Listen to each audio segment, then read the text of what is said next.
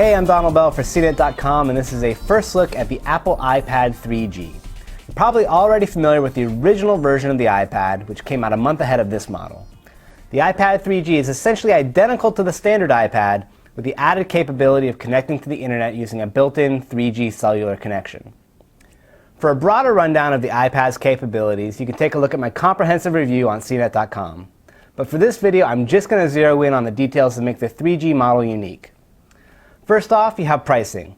The iPad 3G comes in the same three capacities as the original, only they're priced at an extra $130 each. There's a 16GB version for $629, 32GB for $729, and 64GB for $829. On top of that extra upfront cost, users also need to purchase a monthly data plan from AT&T, which you can activate directly on the device.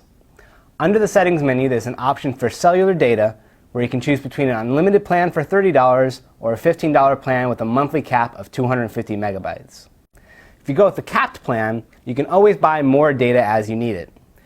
Now, just because you have the 3G wireless connection doesn't mean you need to use it. The Wi-Fi capabilities of the iPad 3G are just as robust as the original model and typically provide better speeds than 3G. In fact, if the iPad recognizes a familiar Wi-Fi connection, it will automatically switch over to it and use the 3G as a last resort. Ultimately, what this model gets you is the added freedom to access the web on the go anywhere 3G coverage is available.